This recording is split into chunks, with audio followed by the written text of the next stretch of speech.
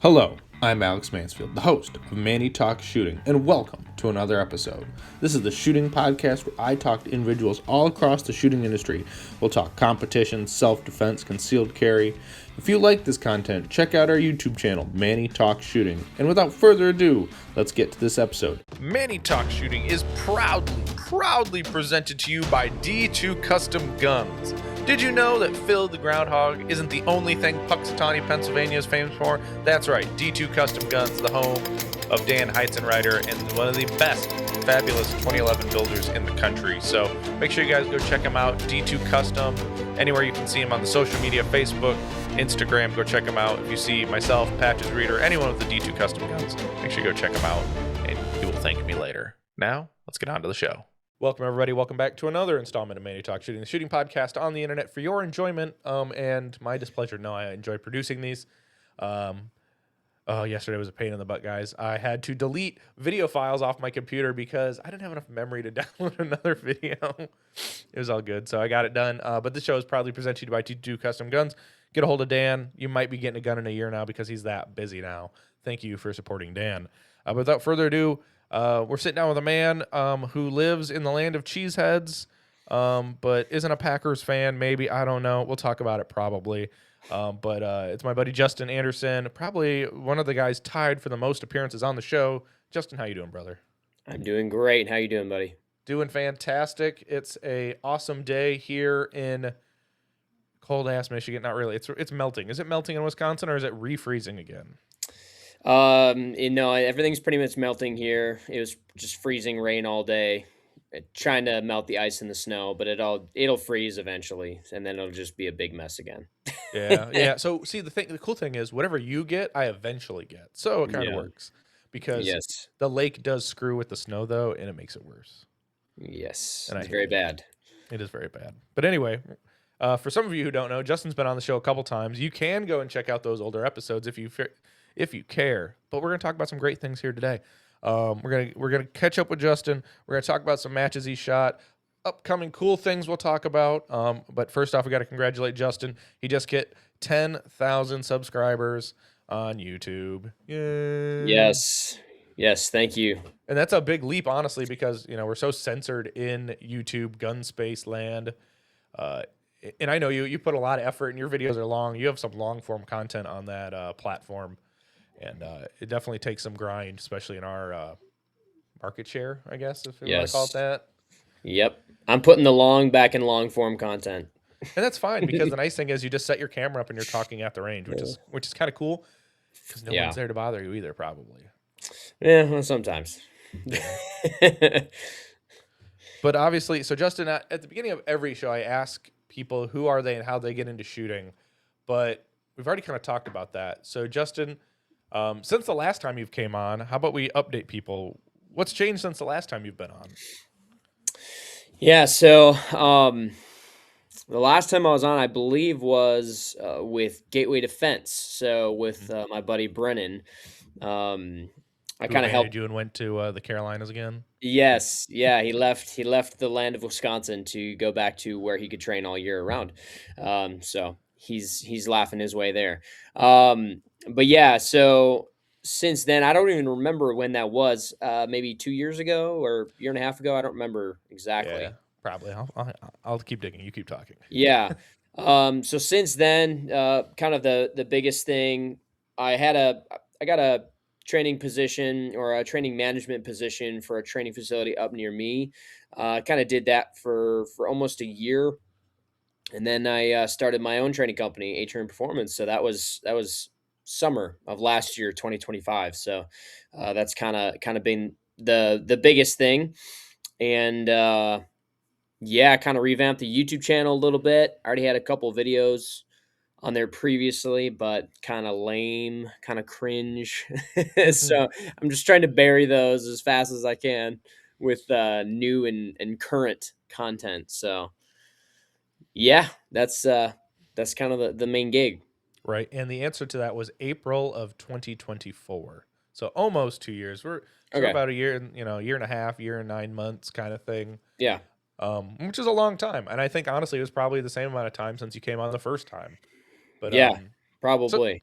So it's good. It's good to always get these refreshers with people, and since then, God, when did you get your G card in carry optics? Do you remember when that was?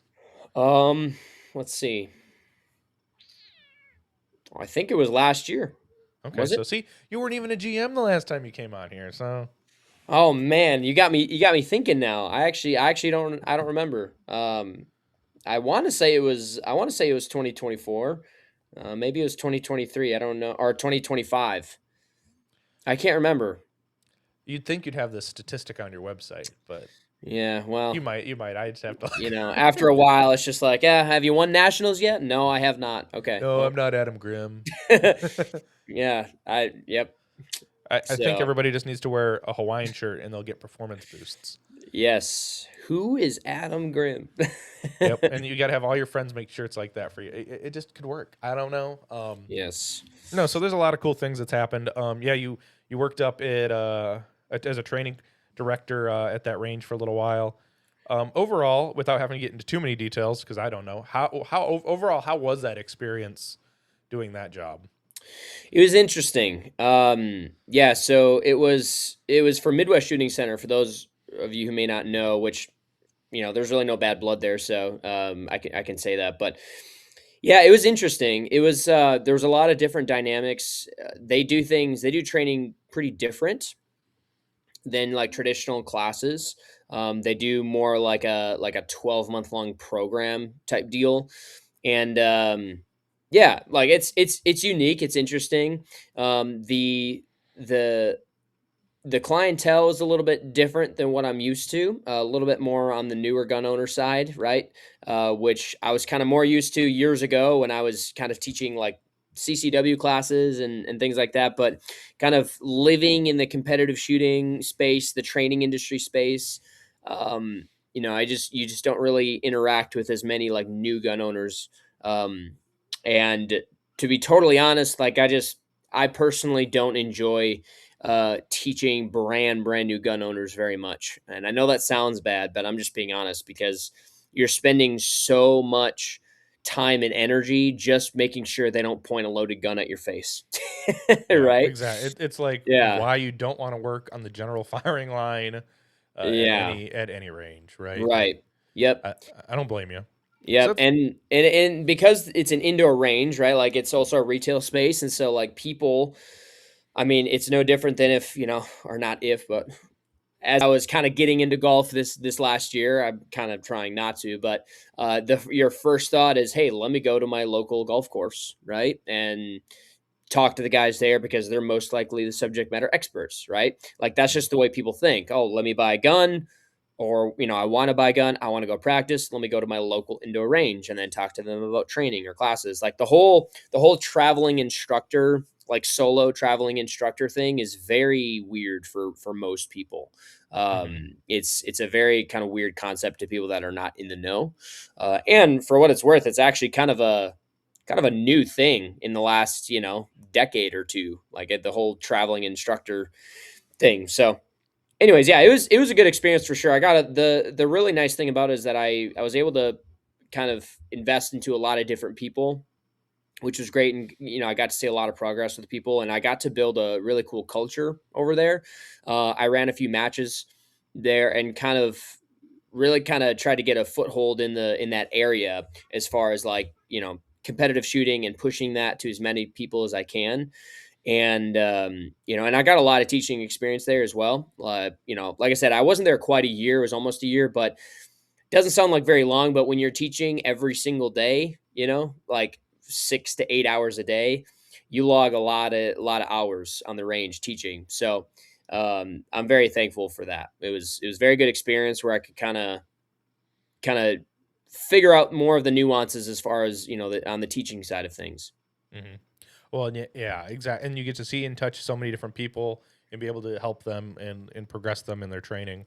Uh, Hmm. the the interesting thing is then you're also dealing in a retail space, right? Like, Right. that's the cool thing is like, well, we can get you some more ammo. Obviously, that's the cool part is right. We'll just sucker you into buying $20 box ammo at the range because Yeah. you don't know any better to go find any deals online. And people who Right. go to the gun shops like this, they don't know they can go to Ammo Seek or you know whatever Target Sports USA and get some good Yeah. deals on ammo. Um, and they'll just buy it at retail because it's there and available. Now, mind you, I Yeah. just did that for my mother's Christmas present. I bought like 150 rounds of 9 mil because I was at the gun range, and I'm just like, I'm already here.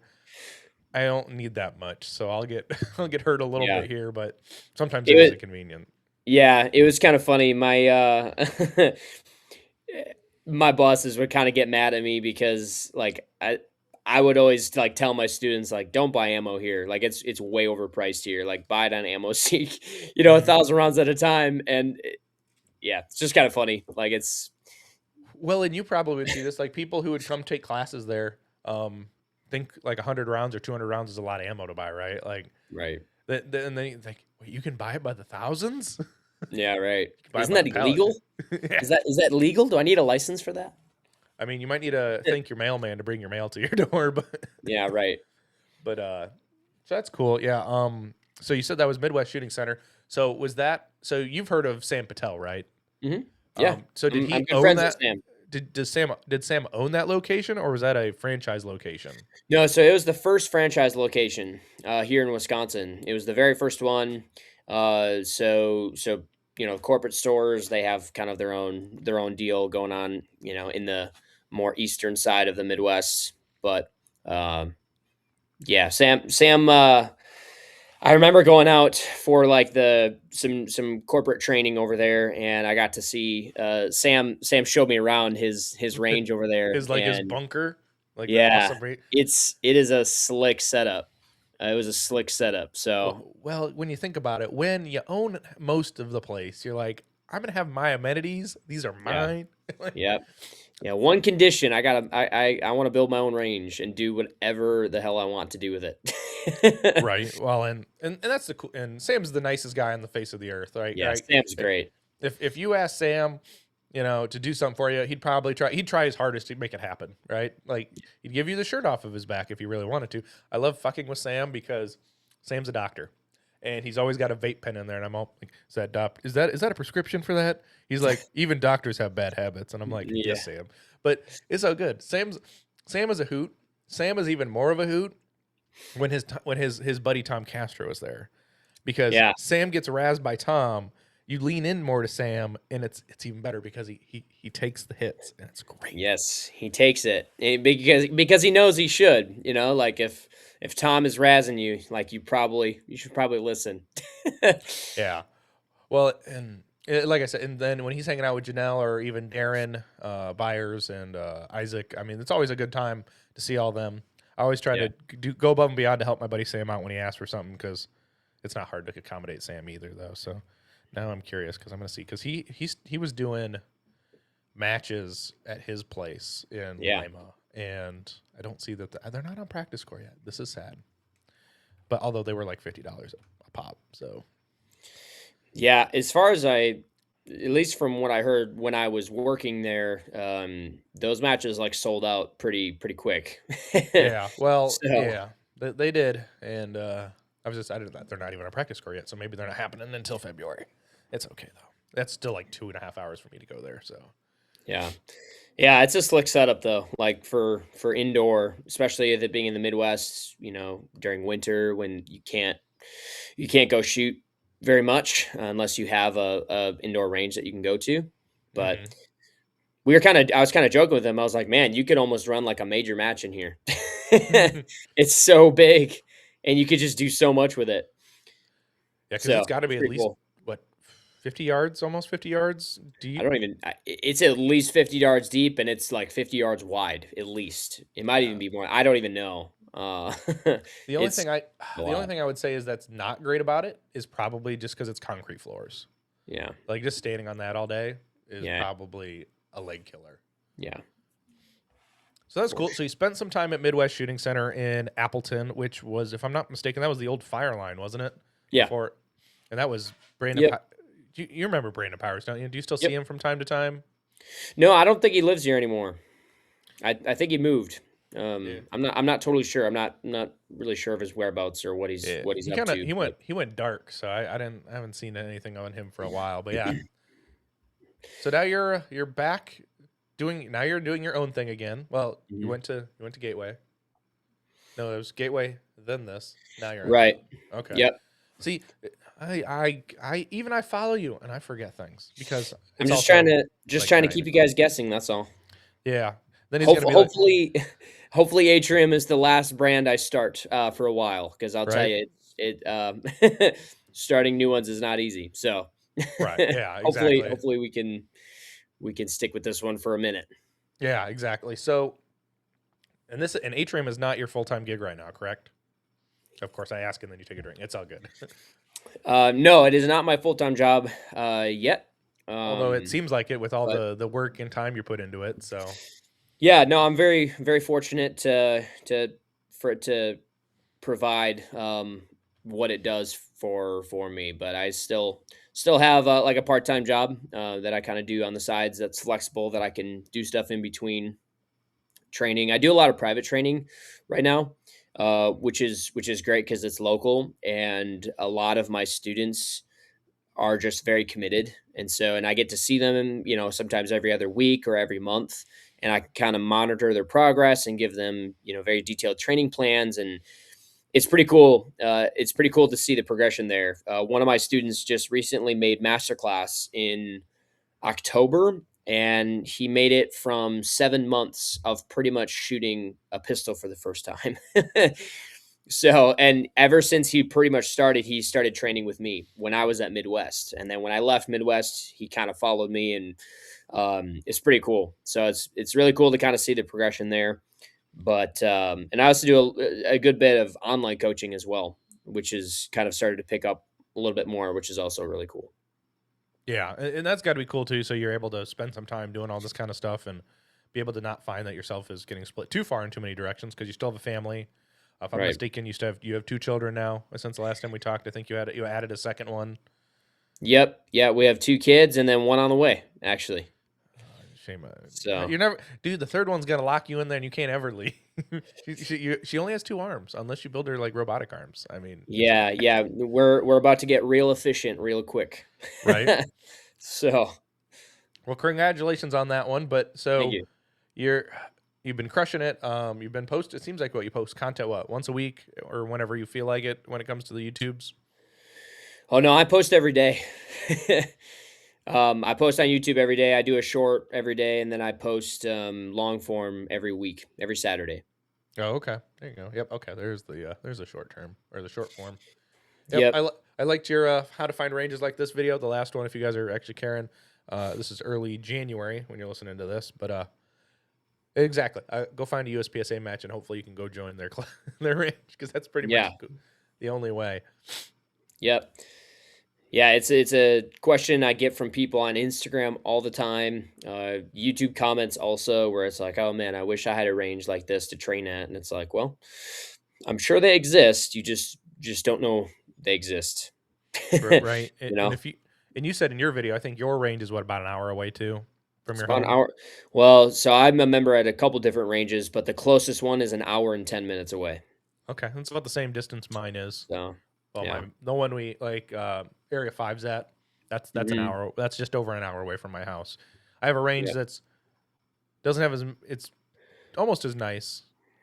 The board's kind of meh, but uh, the range is nice. We can actually night shoot there, which is kind of cool because of the grandfather ordinance. So you can shoot night vision and kind of stuff all Oh night at wow, that range. I'm that's not cool. cool enough to do that, nor do I want to go out in the dark because you can't go alone, right? That's like the number one rule Yeah. is you can't go Yeah. alone. So you're gonna Right. drag someone else with you, Yeah. even if that's your spouse sitting in the car trying to stay warm. But Hmm. shooting open guns in the dark doesn't sound very fun to me. No, no, you just need to you need to duct tape a Surefire X300 to your open gun. That or I'll just do the FBI what Yeah, there you the go. let me get my hand on camera like throwing the light way out there. Yes. Very tactical. Very tactical. I mean the most tactical piece of equipment I probably still own is probably a therm switchback on a flashlight. If you guys know those, you've been around a minute. Yes, yeah. on Those are a great.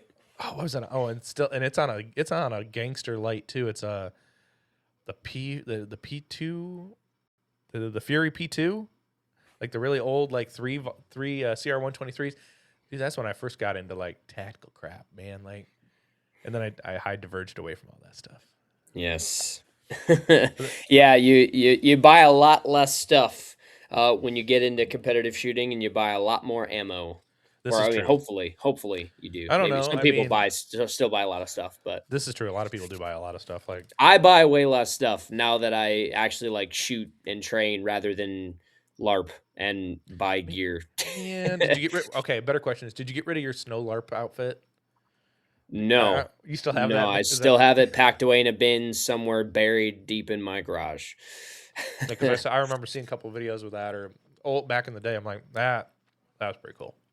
Yeah, yeah. I mean, it's always been like a dream of mine to make really good like alpine shooting content or winter shooting content because no one does it. And it's one of the unique things to the Midwest, and I feel like it's just really hard to do it well. It's either super cringe or, which is what my stuff was. Like all my Hmm. stuff was cringe back then, but uh also the color grading is very difficult. It's very difficult to color grade winter landscape without just completely distorting the colors because you have so much white and just so many highlights, and it's like, man, I'm not a color grading, like I'm not good at it, but it's anytime I've ever tried, it's like this is so hard.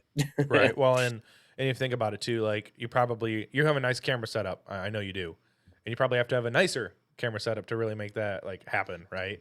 Yeah, more dynamic range for sure. Yeah. Now, okay, this is a good question. I'm kind of a kind of getting into camera nerd. Are you a Sony? Are you a Canon? Are you a Nikon? Or are you some other brand of camera Sony, lover? Sony for me all Okay, day. Sony that's Alpha Gang.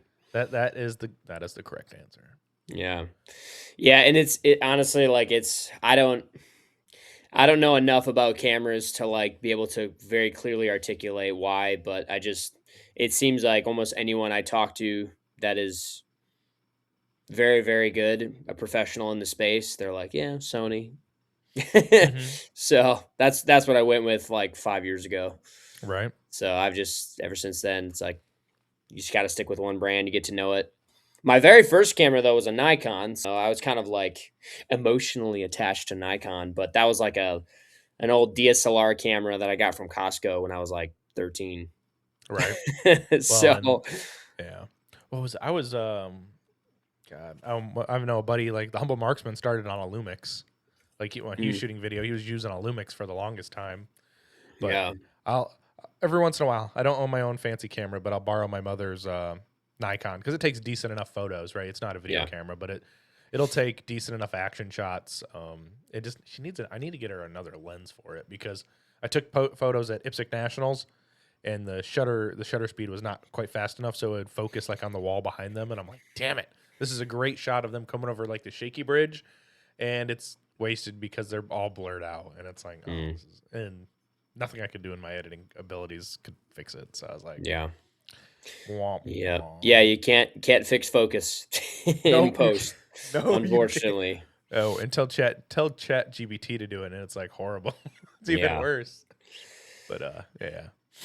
Chat GPT is really good at turning people into the Simpsons, though. I won't lie, I've never tried it, but I believe you. dude. Like I saw, I was just like, you tell it to do stupid things, and you get stupid answers, and that's the best part about it is it does stupid things for you. Yeah. Don't let it think for you, but just when you need a picture, it's great. Anywho, I think you just posted about like people who use Chat GPT too, or something like their brain functions or something. That was kind of cool though.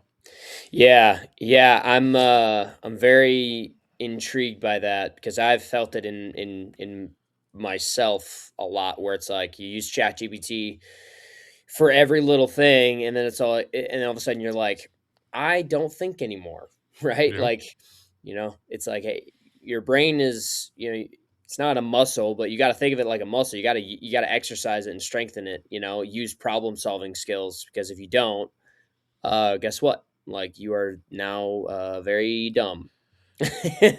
Oh you yeah. know. So, and honestly, one of the worst things that I've seen, just because like I've been really trying to get back into like the content creation side of things.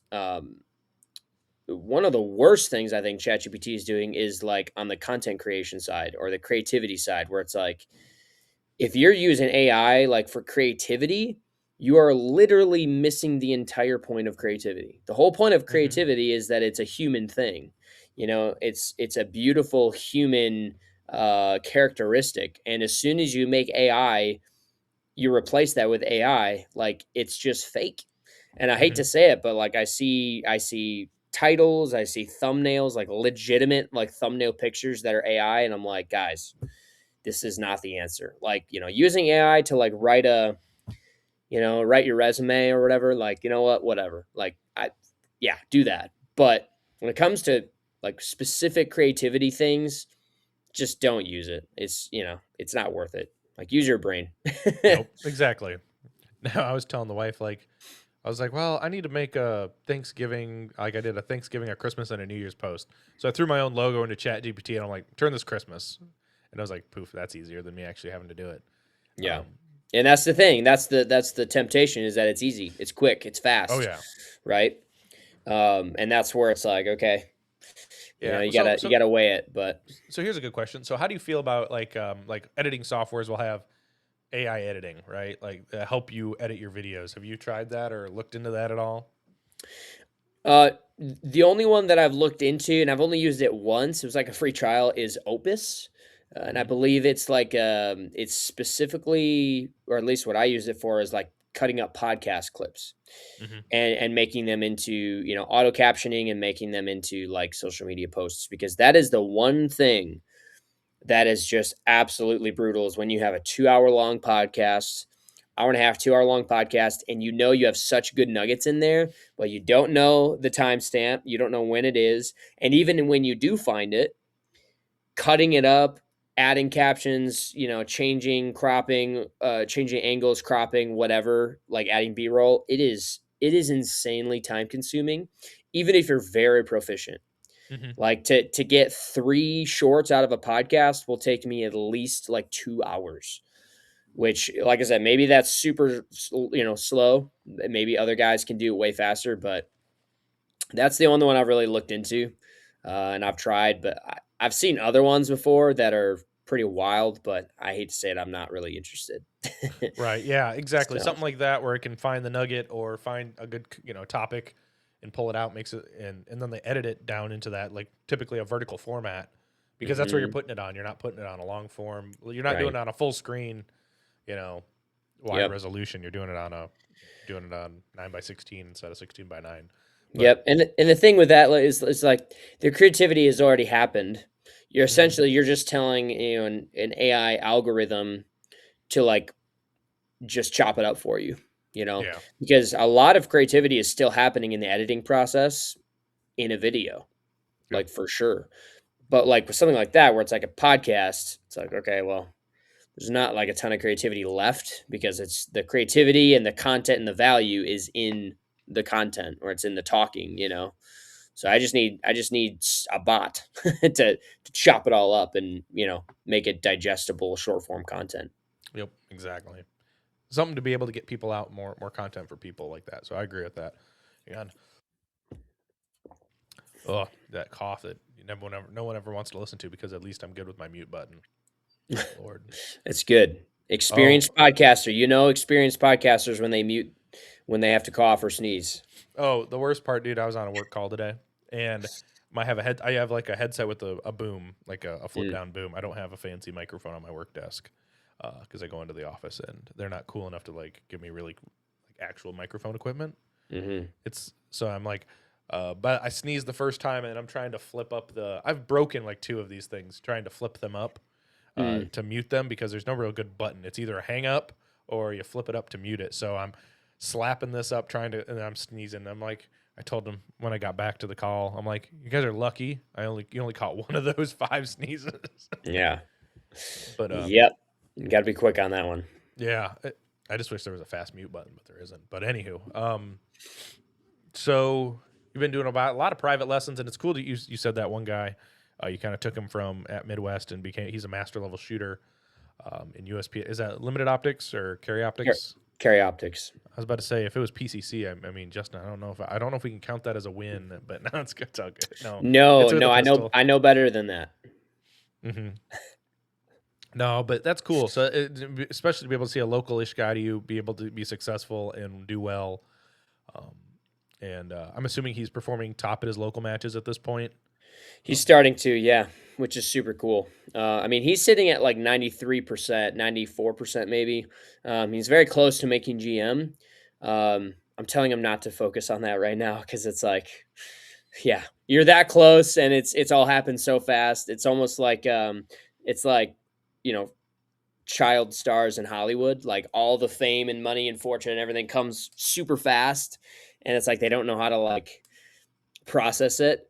And so Mm-hmm. I'm like, listen, man, you literally haven't even been shooting a pistol for a year yet. Don't be trying to push for GM just because it's impressive to make GM in less than a year. Like, just keep focusing on the performance. But he has a really good head on his shoulders, so he's definitely starting to crush at locals. I have not had much time this last year to shoot very many locals, Mm-hmm. but I'm actually like he'll probably get me on some stages. Like whenever we do training sessions and we set up stages, which is what we do a lot of right now.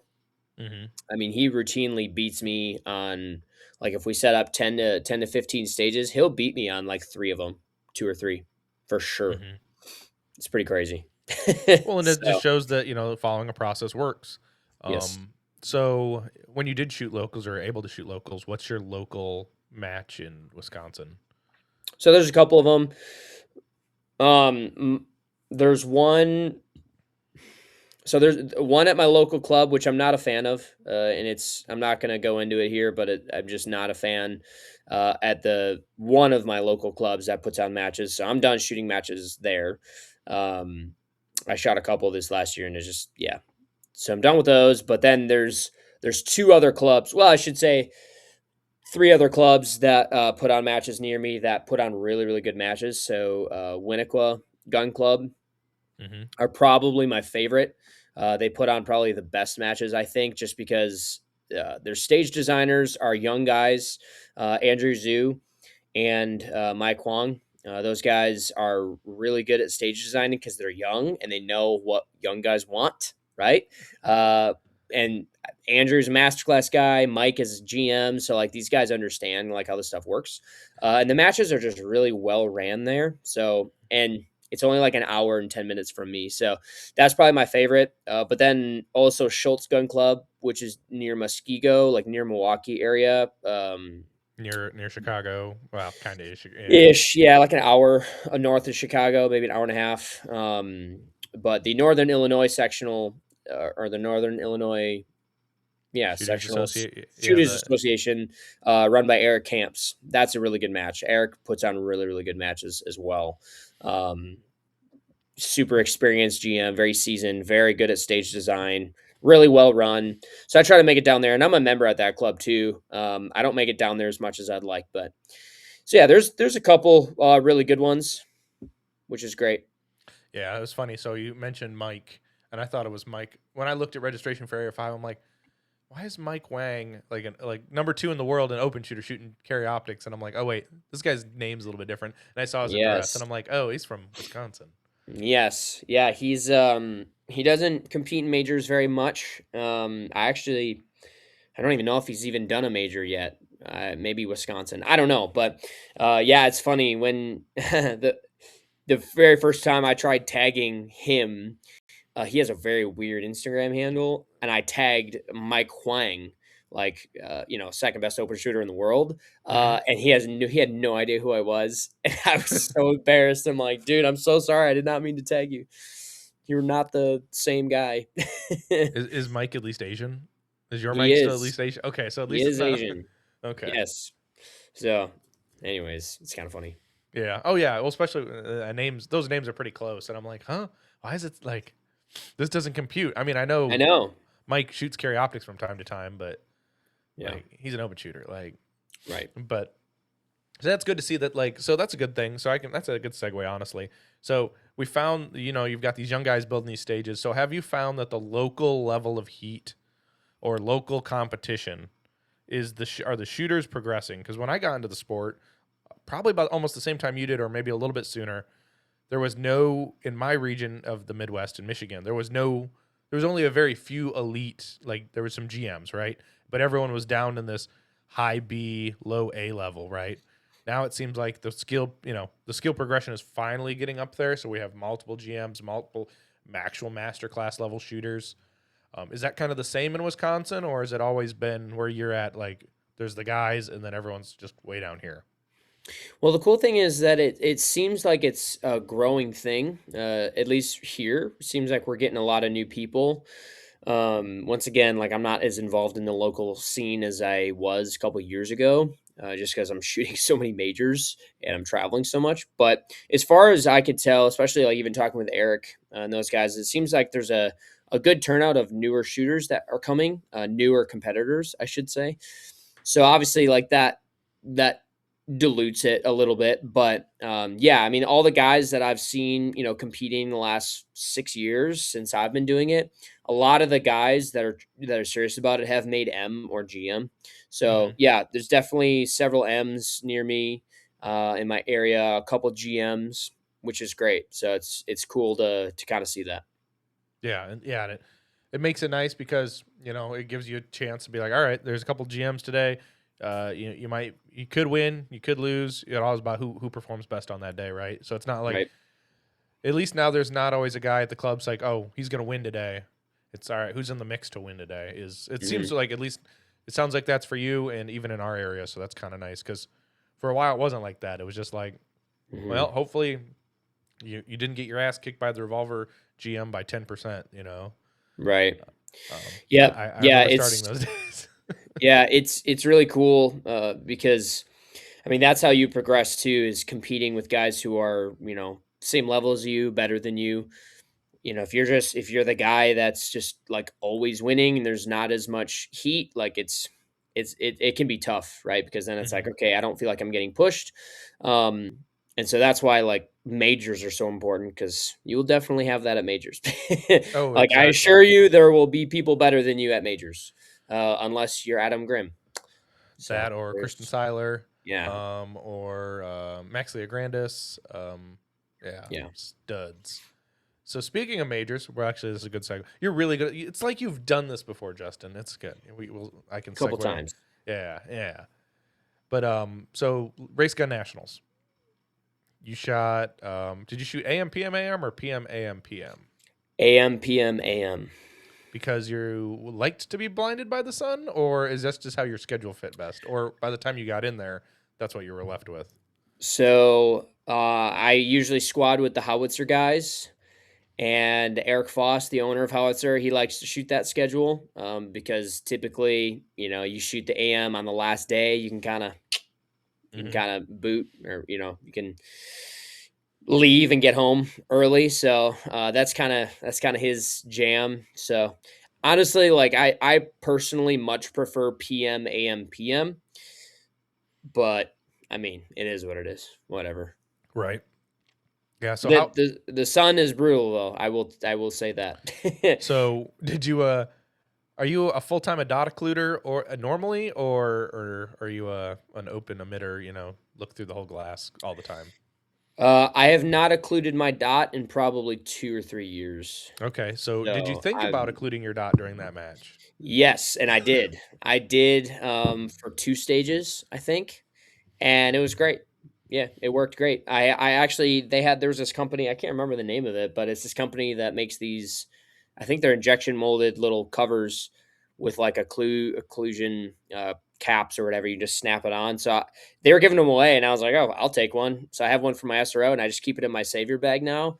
Hmm. And if there's a stage where the sun's coming up and I can draw my gun to that target and I'm seeing just the slightest bit of a double dot or something like that, and just grab that, that occluded cover, slap it on there during my make ready. Easy day. Hmm. Like the thing is, like, at least for me, maybe it's different for other people, but like I mean, it's probably a good sign, but when I occlude my dot, I don't really feel or notice a difference very much. Hmm. But I do feel like it hinders my vision, right? Like it hinders, like when you're looking through a port, Hmm. right? Or like you're doing a lean or something, and to where like you're your dominant eye is seeing a majority of the target and your other eye is seeing the target obscured by part of a barricade or something, or a wall. Mhm. That's when I see like it actually obstructing part of my vision, which is why I don't like it. I do not like shooting matches occluded at all, So if I can help it. so it's kind of funny you speak that. So I had the dot occluded in dry fire a couple weeks ago, and then I had a thumb injury from cutting some vegetables at home for dinner. So I had a bandage on my thumb, and my thumb sits right next to my optic on my open gun. So my main eye is looking at the dot, and my non-dominant eye is supposed to be looking at the target. My thumb was blocking my vision, so all I saw Interesting. was the bandage, and I'm like, oh, this is horrible. I had to. But no, but for Yeah. you, if anyone doesn't know, Justin's left-handed. He's wrong-handed, so he's always screwed on leans. Yeah. Yeah, sometimes, not all the time. I do get lucky every now and then for a lean that favors left-handed people. Well, like Michigan section, that stage you guys started on, right? The only stage that Justin gets an advantage on because he doesn't have to worry about breaking the 180. That L-shaped stage, you started in the back, and you kind of worked your way Yeah. forward. Yeah. Yep. Yeah. I, Yeah. I think I had to. You guys were the first squad. I think I had to. We DQ'd like 3 people that day because Mm, they didn't know where that fine line of 180 was. yeah. We were at like 220s. I'm like, yeah, this is not okay, guys. Yep. That's rough. Well, and it's not like I want to DQ. If I'm an RO, I do not want to DQ you. I told these guys, I'm like, hey, this is what I saw. The range master is going to come. You obviously have video. Everyone has video now, so go pull Yep. up your phone, pull up your hat cam, go show Yep. it to him. I'm more than happy to eat crow and be wrong, but Mhm. at least there's that out now of I feel I still feel like I've made the right call, but it's also like if I messed up, we get you back in the match. You only wasted a little bit of ammo and time, Right. but. That's And that's good. that's how people should feel like as an RO. Like, I mean, and a lot of these guys are older and they don't want to DQ people because they don't want to be. They want to keep working matches because they like shooting, so they don't want to get told you can't work the match because you DQ'd too many people. You Right. enforce the rules, darn you. Yeah. Right. But Yeah, and the, no, it's good. We need more people like that because I mean, at least at the majors I shot last year, there were definitely some ROs that I got the impression or the feeling like they were just like waiting to DQ you, and I definitely don't appreciate that. And I know it's Mhm. not just me because everyone else on my squad felt the same way. And I'm not calling out anyone in particular. I don't even remember their names, but like you go to enough majors and there are always like a couple that it's like, hey, thank you for working the match, right? We need people like you, and this match wouldn't be possible without you. But at the same time, can you not be, just who? Why can you not be the way you are? right, and you're not wrong because there was for a while, and there's always the guys who are out to notch a timer or be the letter of the law instead of the rule, the spirit of the rule, Right, And it's like at the end of the day, we're here to promote fun, safe gun handling in a right, competition sense, and that's right. what we should be doing: in promoting competitiveness and competitive equity and being fair. And I know everyone you overuse that term competitive equity, but it's true, right? You want the same Mhm. experience for every shooter on every stage, right? Right. Yeah, it's really important because especially when you have guys like Brantley, Miriam, or Hunter Constantine, like those guys have gotten DQ'd, and those are like national level GMs, and they get DQ'd for some BS call that and this is before video evidence was, allowed. Mm-hmm. And it's just like, okay, like I'm sorry, but this sport is going to be a lot less fun without guys like that in it, right? Mm-hmm. The top guys that really make the sport very interesting, and they give like the lower level people something to shoot for, and it's fun to watch, right? Like if those guys get pissed off and they get fed up with that kind of stuff and they don't come back, like guess what? That's going to hurt the sport a lot.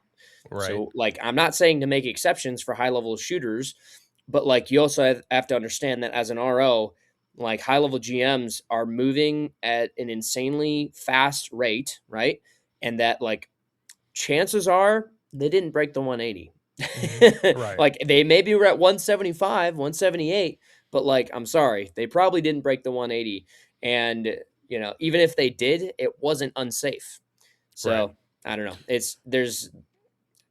I'm not saying there shouldn't be a 180 rule, but Like in PCSL, like they're just a little bit more lenient about it. Not much, but like a little bit where it's like, okay, that was probably 181, 182, like I think, but it wasn't even close to anywhere along the line. And so it's like, okay, I'm not going to DQ this guy that spent over $1,000 to come to this match.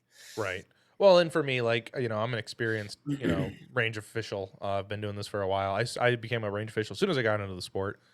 My first thing is if I can't guarantee it that I saw it or that it happened, I'm not calling it, because here's the thing. I want to know beyond a shadow of a doubt I made the right call. And I don't want to ruin someone's match who spent, like you said, $1,000 to be here. Yep.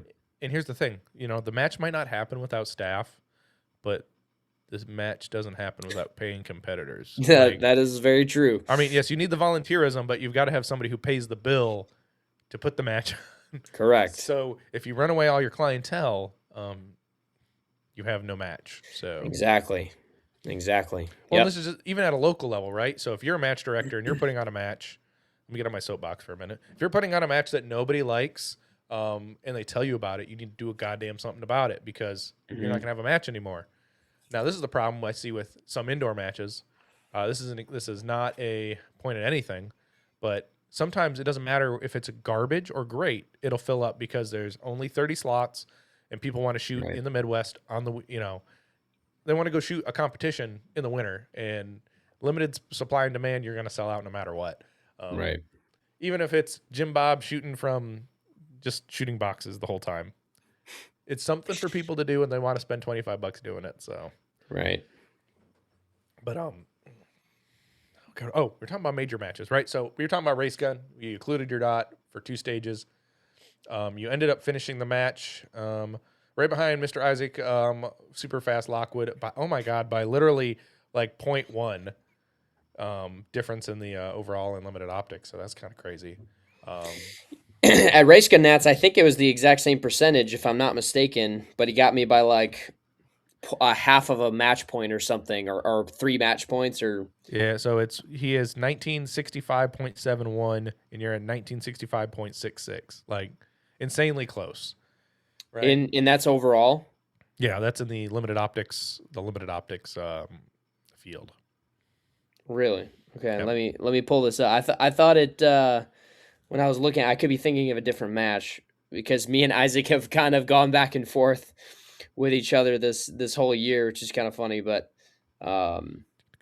yeah, so it's interesting because my percentage on my phone here, it shows it at 91.2 and 91.2, separated by 0.1 match points. Yep.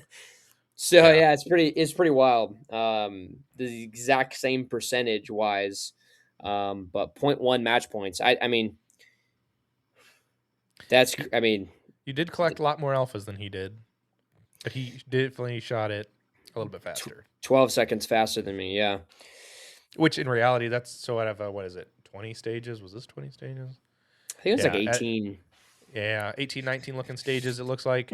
I mean, that's less than a second per stage. That's It's not much. It's like half a second a stage, right? When you think about the overall match. Thank you for checking out another episode of Manny Talks Shooting. I greatly appreciate it. And if you could do me a favor, please go patronize our partners when you are available. We have always, as the title sponsor, D2 Custom Guns. We've got Outdoor Dynamics, Make Stuff Better, 2 Alpha Apparel, Range Panda, Laugh and Load, Hunter's HD Gold, and Southern Bobby Q. Now, thank you. Let's get on with this episode.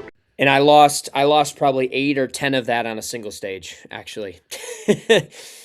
So did you get attacked by a dust storm?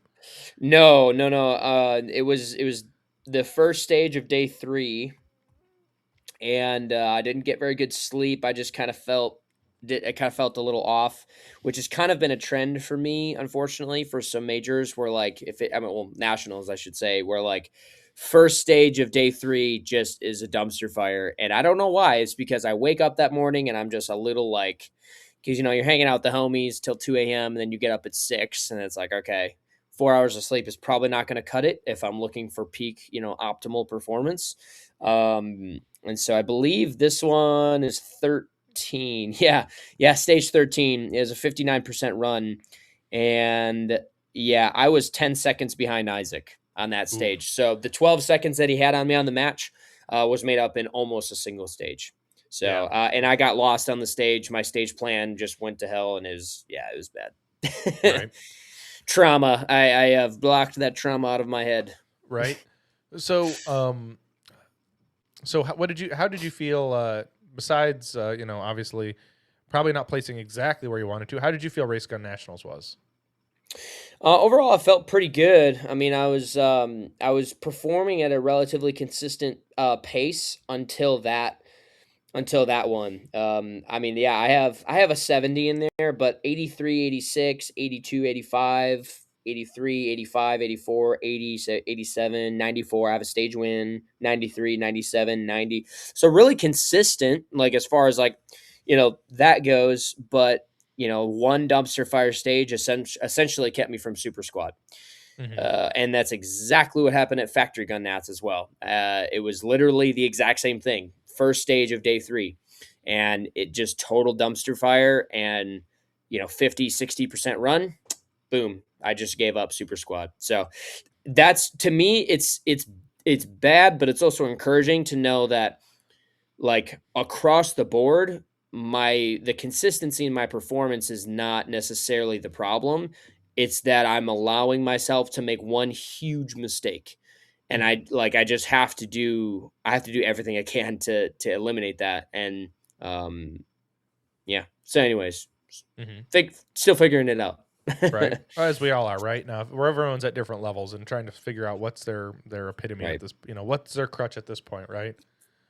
And for me, I've got a lot of things to work on, and that's a good thing, because I need things to work on, because I'm bad. I'm not that I'm bad at self-diagnosing. I'll say this: I'm not bad at self-diagnosing, but sometimes you get stuck in the weeds on one thing, and then you kind of let something else become the problem, and it goes down the rabbit hole. Or you're like, well, I think I need to work on this, and it probably isn't the thing to work on, and that's a lot of some people's cases too. Is they work on something that really isn't their problem, but they think it's their problem, and then they just create more problems. But Right. so I haven't heard this name. I think it was honestly, it was probably your mouth that it came out of. Joseph Weichel. Where the fuck did he come from? Because I don't know him either. He came from the mountains of Colorado. He was, I don't know. He came out of nowhere. It's funny. I squatted with him for the Wisconsin sectional. And I don't even think I've really talked to him about this before. He would chuckle because him and I are buddies now. But we squatted together for the Wisconsin sectional. Had no idea who he was, and at the time, I believe he was shooting Curry Optics, and he's masterclass. But I think he was GM in limited optics at the time. But I didn't check that. I just looked him up on. I don't know what I looked him up on. Maybe it was Practice Score Competitor, or maybe it was his Instagram or something. And he was shooting like good enough to, I'm like, oh yeah, like he's probably masterclass, But the thing that was so deceiving is that he kept having gun issues. He kept having gun issues with his Shadow 2. And so I never really got to see him execute at a consistent level, because that dude is consistent. Like, he definitely will pull off a stage win, but like his strength is consistency. He just doesn't make mistakes. He doesn't make big mistakes. And so I never really got to see that side of him, and I beat him at that match. And I think I beat him pretty significantly. And so I just remember thinking, like, yeah, I mean, he's another masterclass guy. He's good, but like whatever. And we like argued about a stage plan on one of the stages where he was like thinking, oh yeah, you'll save a bunch of time in this position. And I'm just like, no, dude, like, no way. I don't agree with that at all. It's way too risky, blah, blah, blah. And I don't remember the next major I saw him at, but then the next major I saw him at, or maybe I was following him a little bit, and I was like, oh, wow, this dude is like national level GM. Did not know that, and I didn't have the chance to see it because his gun was malfunctioning. So kind of a funny story. He would chuckle if he heard that story, because I mean, yeah, we're buddies, but he's incredible shooter. Right. Well, and I was like, I think it was after Michigan section when everyone was like, "Who's Joseph Weichel? Yeah, Who's Joseph he Weichel?" cleaned up. He kicked cleaned everyone's up. ass. Like, Yes, he did.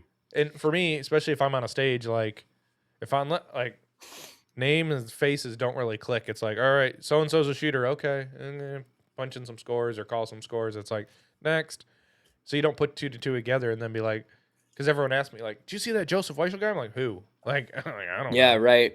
It's a face and a name on a tablet. Like, I have no idea Yep. unless I He like just actually know crushes. you. Yeah. He just crushes every major he shoots. I know he won. He got a bunch of state titles this last year in 2025, and I believe I'm trying to think. He did not make Super Squad at Factory Gun Nats. I think he was 2 placements behind me. He got 15th at Carry Optics Nats, but he made Super Squad at Race Gun Nats, and he made Super Squad at PCSL 2 Gun Nats. So, and he got 4th at Area 5, but he literally would have won. He would have beat Eric Shaw if he didn't have an FTSA on like the last stage or something, second last stage. He Oh, had an that's even FT worse. he had an FTSA, so lost 40 points right then and there. And if you add that back, even if he shot 2 Charlie on that target, I think even if he shot 2 Delta, he would have won Area 5. Um, so he's a monster. Yeah. But him and I kind of we went back and forth on wins, this last year. So we were kind of joking with each other, like, we're kind of always trading off wins. But I don't know. I look at the way he shoots, and I think I think he's objectively like a better shooter than me. He's just more consistent. Um, but yeah, So what we're saying is we just need to sabotage his gear more. Is that what we're saying? yeah, we just need to we need to break his extractor more so that he just tap racks on every single stage, and Nah, then I will beat him. magazines. I feel a little bit better because then it's a Russian roulette if you grabbed the wrong magazine. Right? Yeah, So then like it'd be like, where's the problem at? I don't know. I only have it when and then they never figure out which mag it is. And that's me being yes. deceitful and evil. But no, I wouldn't do that to anybody. Yes. Yeah, no, I think he's whatever issues having with his shadow, he definitely figured out because I don't think he really had issues anymore the rest of the Hmm. year. So Right. yeah. So and you finished up the year shooting PCSL 2 Gun Nationals. Yep. Um, I think you even made it like a video or a post. It's like this was the best event ever. Um, if I'm not mistaken, I might be wrong. Yes. Yes, No, I did. that is the title. Best match I've attended yet was the Yes. catchy catchphrase. Mm-hmm. Now why is Yeah, that? so a lot of different elements to it. I've only shot a couple PCSL local matches here in my home state. One of them was at a club really far away. And then the other one was at my local club. And God bless the guy's heart, but the match director for that, he's new to it for sure. So just some things that are not always up to snuff, and it's fine. I'm there to have a good time. I kind of try to help out where I can, but you know what it's like, right? When you have a newer match director, and also on top of being a new match director, he's also, I mean, PCSL is also just still kind of new, you know. So like I'm there to have fun. Let me put it that way. Hmm. So shooting PCSL 2 Gun Nationals was my first PCSL major, and that was like my first official exposure to the sport. And the vibe is just different. It's very high energy, Hmm. not so much pressure. And maybe that's more on me because I'm not like a competitive rifle shooter, or at least not yet. I'm hoping to be. But Uh-huh. um I don't know. The ROs were really, really friendly. There were not very many USPSA ROs, at least that I recognized, Hmm. and it just seemed like everyone was there to like they were there to make sure you were having a good time, and like they were there to make sure you didn't get DQ'd. Like they were not going to allow anything unsafe to happen, but like once again, we get a 180 call, 181, they're not going to call it. Like they're just Hmm. not. Because once again, like they're just a little bit more big boy rules, more similar to 3 Gun. No safety tables. That was probably my biggest thing, which honestly, like I kind of dig that. It is, I mean, it's like a class, right? Like big boy rules. Go against the berm and make sure your muzzle stays towards the berm. I understand that that can get sketchy really quick when you have people that don't know what they're doing. So it's a two-edged sword, I guess. But Hmm. and then on top of that, just the stages were very challenging. And I mean, I love shooting rifle. I've always loved shooting rifle. And so you combine that with pistol, and it's essentially it's a similar challenge to USPSA. It's action rifle. You're Hmm. running around shooting stages with a rifle. I mean, it doesn't get much better than that. So Right. it was just everything. It wasn't like one singular thing. It was just, and also the event. There was a little bit of a hiccup with like the stages and the squads not being able to shoot all the stages every day they were shooting. So there's a little bit of like stage backup, squad backup, but it wasn't a big deal. It was only one stage, and overall the match was just super well run. His Hmm. team that he has is, I mean, it's crazy, dude. Like, he has so many volunteers and they like get stuff done. They make like their T's are crossed, their I's are dotted. I mean, everything is up to snuff, which is it's pretty good. USPSA could take some notes for sure. Right. Well, yeah, and Max is smart, to a point where he knows he can put the right people in the right spot in the right job. Yes. He's got his stats guy. He's got Jason Woods of Targets USA. Jason, build me thing. Okay, built. Yep. Like he knows what he's got to do. Right. He's got a team of people who make that happen. The photo guy, amazing. Yep. Media guy, awesome.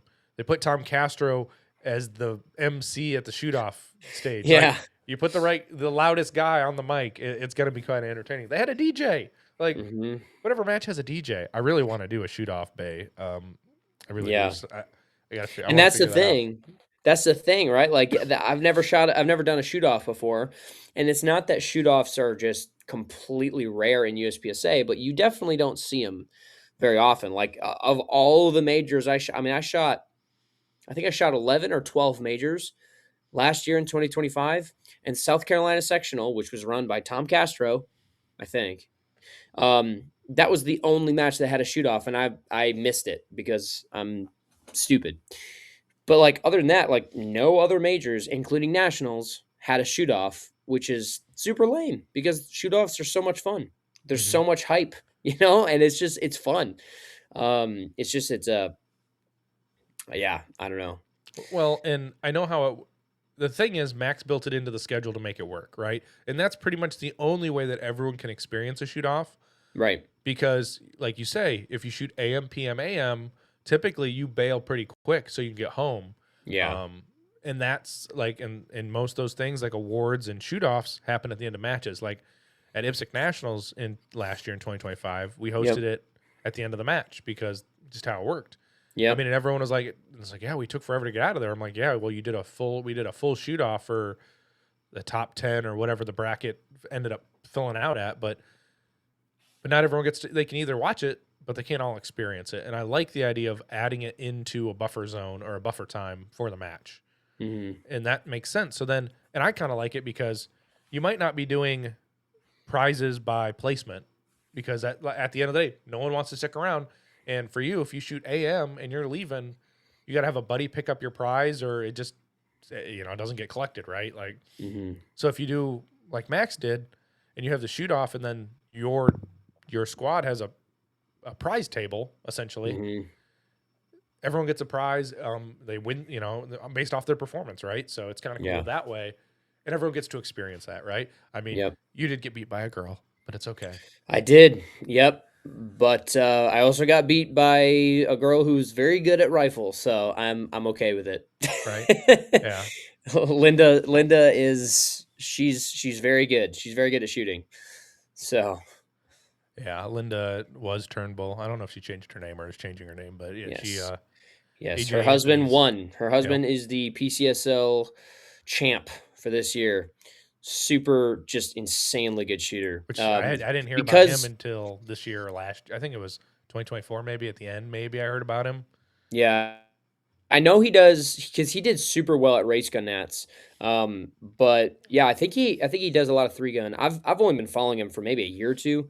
But from what I've seen, it's a lot of three gun. But man, that dude knows how to shoot. It was really cool because Linda was on the howitzer squad with us at PCSL Nats, and Hmm. so shooting with Linda was great. I'd love to shoot another major with her, but because she was on our squad, AJ was with us a lot, and so I got to pick his brain. Honestly, both me and Isaac and a couple of the other guys were picking his brain on the stages, and it's like how freaking cool is that I was literally like asking the advice of the champion of that match about stages. Like, and he's a really cool guy, like really humble. And we had dinner with them after day two. It was great, but yeah, really, really, really cool. Like just things like that. I just love that about like the sports. And honestly, like Christian would probably do that too. So it's nothing against the guys in USPSA, but it's just I just love that element of the shooting sports where it's like you could just see the champ walking around and you could just talk to him, be respectful of their time, right? Like don't talk to them for 20 minutes, but like if they're just hanging around and you ask them about a stage, they'd be more than happy to like talk to you about it. Oh yeah. So speaking of that, at Area 5, um, I was able to talk to Christian after he shot like I think it was his first stage of the match.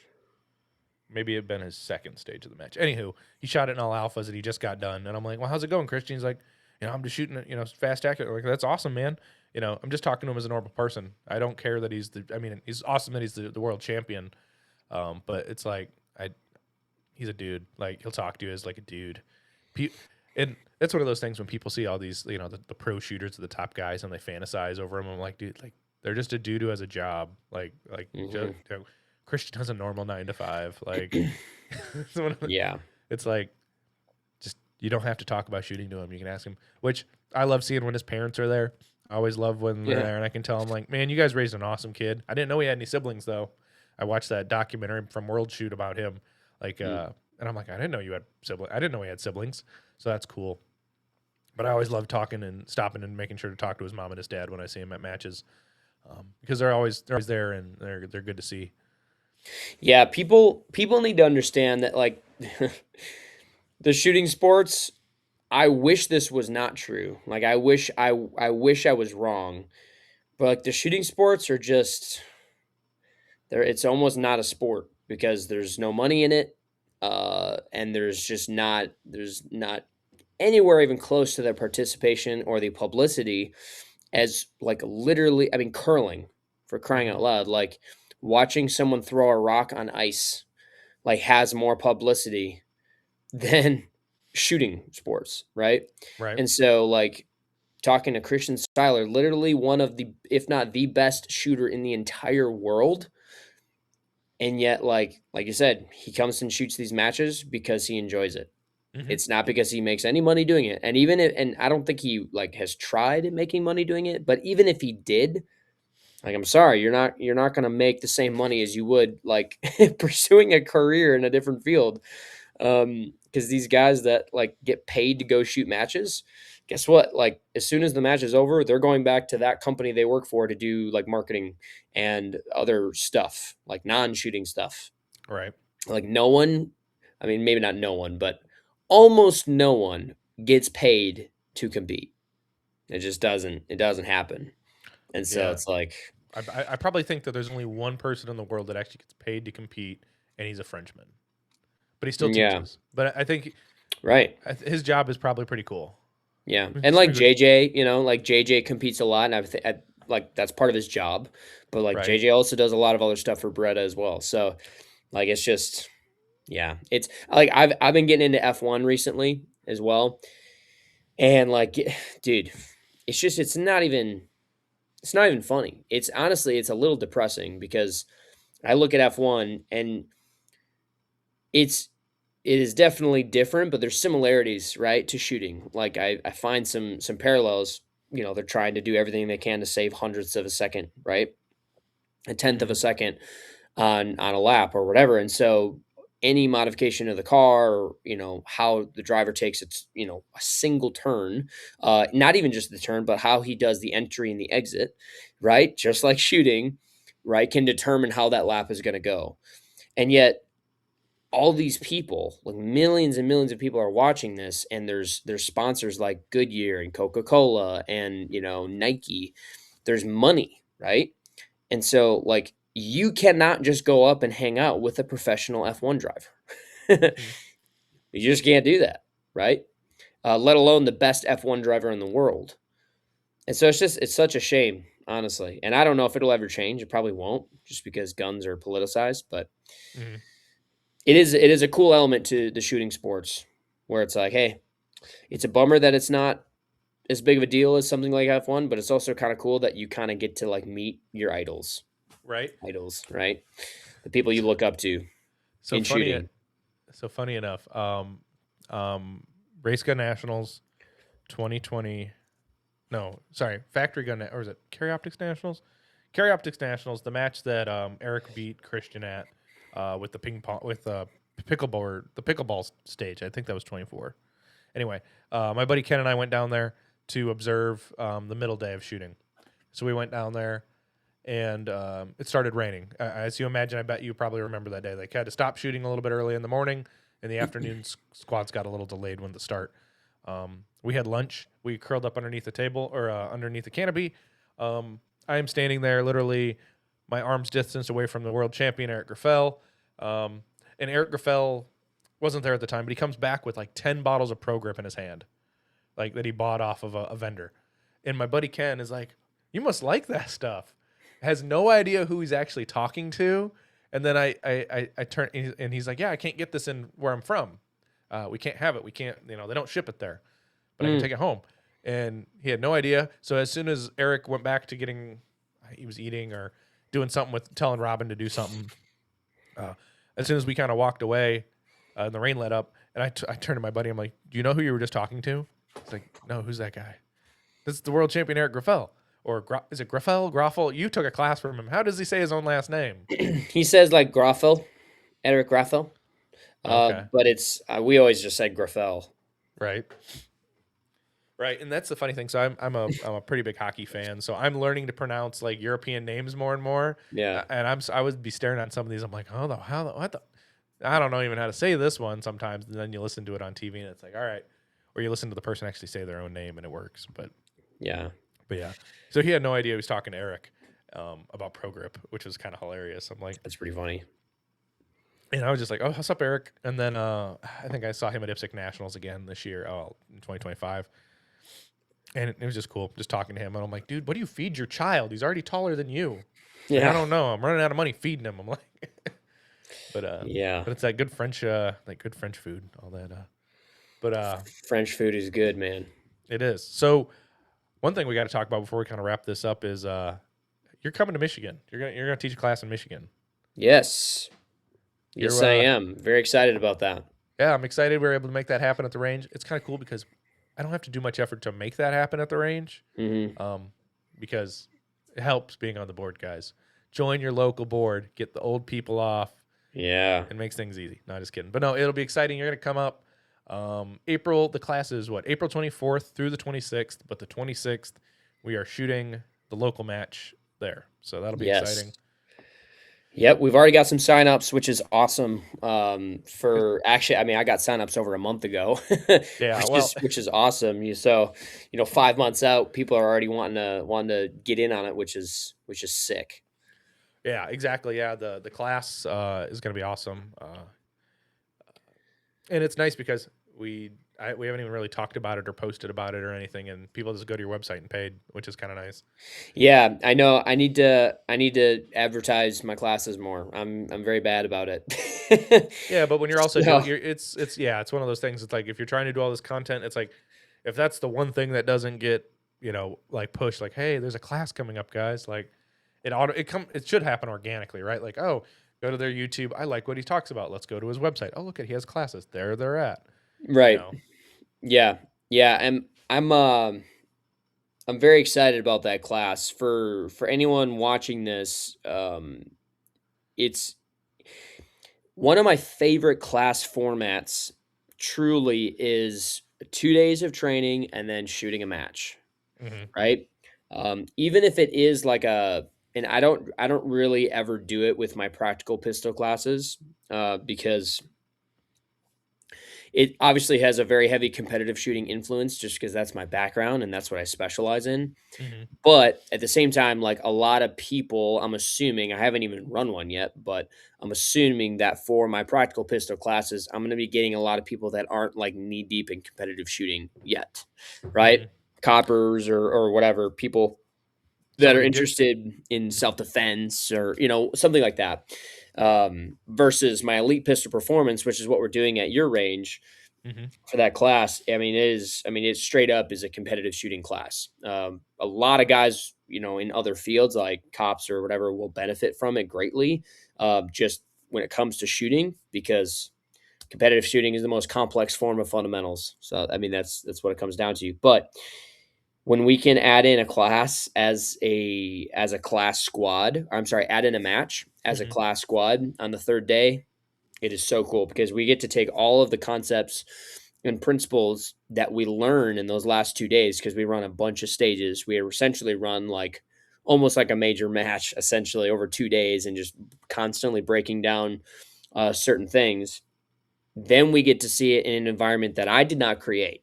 And so it's like we're going into the unknown together, and then you kind of get to see how I break things down there, and it's so cool. So I'm very excited. It's gonna be good. Right. It's gonna be good. It's gonna be rain or shine. I mean, we'll be delayed probably with some severe weather, but we've got a good clubhouse to hang out into. So I'm excited. It's kind of nice because it is super early in the season. It is April in Michigan though, so you never know. Hopefully, it's just rain. If that's the case, I'll knock on wood and pray to the. So here's the cool thing about this range. It could say it's gonna rain all day, and it's something about the magical land of the range. The weather like just opens up around it and just disappears around it. So Yeah, it's not like it might have rained once prior to a match starting. Like we were hanging targets in the rain, and then guess what? Match time rolls around, the sun pops out, and you're like, oh, cool, no rain. So nice. I'm hoping that's the case for our class. yes, I do too. And it's gonna be. I think it'll be a fun time, especially the 3 day format. I've only done a 3 day format once, and that was very early into my shooting career. Um, with Tim Herron at a Yeah, range that I like Timmy. I got to, it's funny enough, I got to shoot with him this year in 2020, well, last year in 2025 at Oak Hill Gun Club, the range we're hosting this class at. He had a class he was teaching in June at another range, and the guy hosting it normally does a class on Sunday or a match on Sunday. But he was like, I'm not setting up a match for 10 people. Can we just jump right. on a squad at your place? I'm like, absolutely. Sign up because and we made it happen. Yep. I squatted with them, so I was talking stage plans off with Tim. He was shooting single stack, which is kind of it wasn't lame, but it was like, oh darn it, It's a Timmy. little lame. It's a little lame when you're like, I want to shoot fast with all the bullets against you, Tim. Not you got no silly 8 rounds or 9 rounds in your gun. I don't like. Yeah. Listen, he told me that 2026 is the year of limited optics for him. So Yep. Well, he's done with the I'm world gonna shoot. He's got yeah, some time. I'm gonna hold him to that. So he's gonna crush in lim ops for sure. Yep. Unless it's a height contest, and then it'll be nils. Or Mark Schulte. Mark Schulte's freaking tall too. Or Bob Yeah. Crow. Like everybody's taller than Tim. I think Jaleese is Yes. probably even taller than Tim. It's close. It's close for sure. My money's on Jaleese though. She can wear heels and it'd be okay. This is true. But yeah, so I'm excited. I know you're excited. We're gonna make this happen. You get to hang out with me for 3-ish days. Get to hang out with my dogs. Yes. I They're love like, dogs. hey, like normally 10 o'clock's their bedtime, so they're like, hey. My wife's like, are you almost done? I'm like, kinda. We'll get done soon, but because they're all sad and ready to go to bed. But no, so I'm excited for this. So guys, go to Justin's website, atriumperformance.com, go to classes, find the class in Lyons, Michigan, Lyons, 3 days elite personal performance, April 24th through the 26th. Sign up now because if you sign up too late, there might not be any slots, and that's on you. I mean, it's truly what it is. Yeah. Yeah, I have to look. I want to say because I cap it at 10, Hmm. and even 10 was a lot. I was like, oh man, I kind of want to do 8, but I think we can do 10 and just be a little more efficient with like the stages and everything like that. But I want to say we already have 3 or 4 signups already. So Yeah, if you want to get in on it, definitely get in on it. The actual format of the class, you need to be B class or equivalent, right?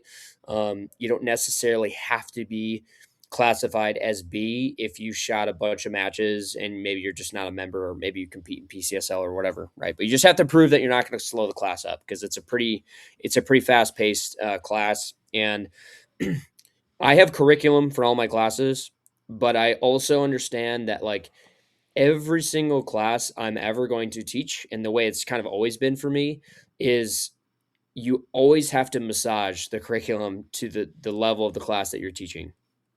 And you have to be able to move things around, add in, little things, and, like I said, massage it.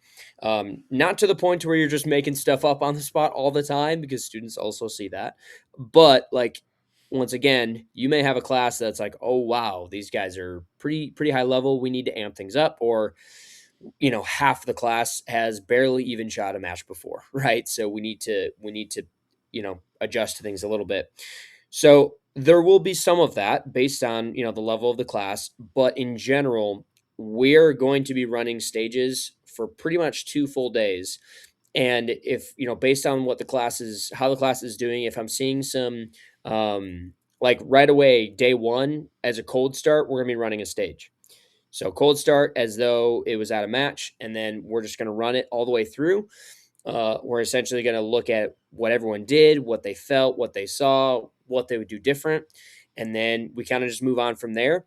And as we kind of go out throughout, day one, day two, if there are some major things that I'm seeing that people want to, we can isolate some of those things for an hour or two, right? Rep them out and be like, okay, let's get some reps doing this, and then let's go back to stages, right?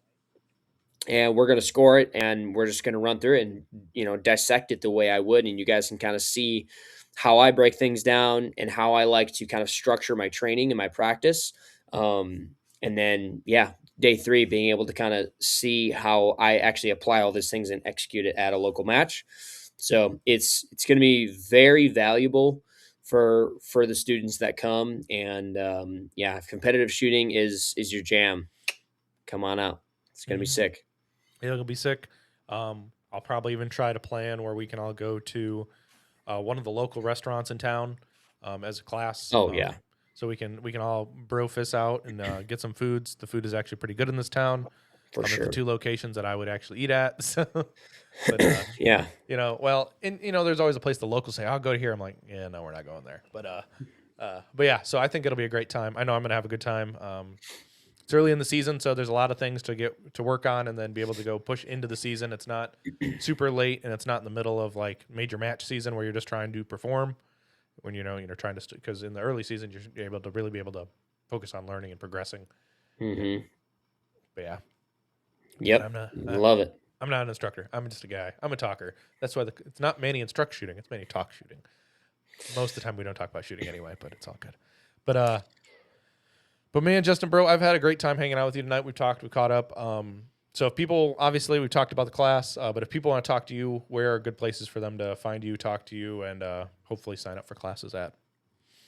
Yeah, so a lot of different channels. You can find me on Instagram at justin.shoots. I also have my company Instagram, which is Atrium Performance. I also have a YouTube channel, Justin Shoots, and then my website, atrium-performance.com. Don't forget the dash, right? But yeah, that you can contact me a lot of different ways. If you just search like Justin Anderson Shooting in Google, chances are you'll find a way to contact me. Yep. So I don't know if that's a good thing or a bad thing, but we'll call it a good thing. Mm-hmm. Oh, absolutely, yeah. And you'll find it. Talk to Justin. Maybe you can host a class, take a class, get some online training, do some privates. Talk to Justin. Justin's a cool dude. I like hanging out with him, seeing him and his buddy Brennick, and all the other guys he hangs out with are all pretty cool. So, Justin, brother, thank you for hanging out with me, coming on. And to the listeners, get out and do the things. I will see you on the next one. And yeah, see you on the next one, y'all. Thanks for having me, man.